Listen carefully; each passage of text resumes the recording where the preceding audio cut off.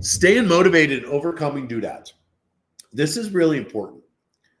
The reason I like doing the snowball method and going after it based on how much money you make now versus how much money you could make in the future is it keeps you motivated.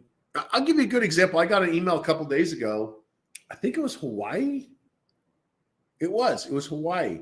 I'm not much of a fan of Hawaii, but I got an email saying if I booked if I put down $100 down payment and booked a hotel room in Hawaii over the next 3 years, it was like 70, 80% off the hotel price. And apparently Marriott's, I guess COVID really hurt them in Hawaii because Marriott is essentially allowing me to, instead of spending $3,000 for a week in a hotel room, it's going to be like $600-700. And so my point to that is if you're so strict that all of your money goes to the debt, when you get options like this or opportunities like this, I want you to be able to take them. So I want you to be motivated and avoid most doodads, but on the really big doodads that maybe you can take that opportunity to take your family on vacation for $600-700 instead of $3,000-4,000.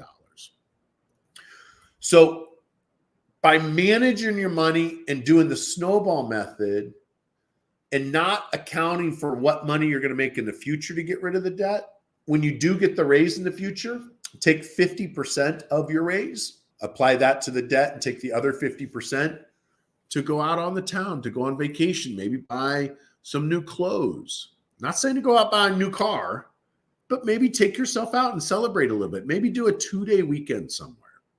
Not a 7-day or 2-week, but a couple days. You know, one of the things that it's so surprising to me. I was just talking to our paralegal a few minutes ago about this, or now about an hour ago, I guess, about our clients that are doing debt settlement, debt forgiveness, and credit repair, and yet they're doing these lifetime trips to Egypt and Africa and Panama and Russia, and one's in Rome right now for 2 weeks. And it's like, how can you justify going to Africa for 2 to 3 weeks, spending 20 grand when your credit is in the toilet and you owe $10,000 on bad credit card debt? So you want to avoid those type of doodads. And then in the future, when you start making more money, take half of it, apply it to the debt, and take the other half to live on your lifestyle. But you want to just avoid the doodads. And I've talked about that before, where you have a rule.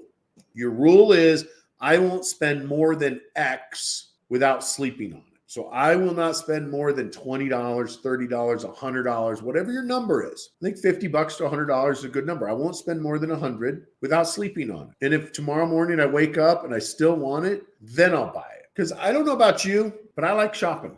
I don't like going to the stores and shopping unless it's Cabela's or Shills and they got guns or hunting stuff or fishing stuff. But I like shopping on Amazon.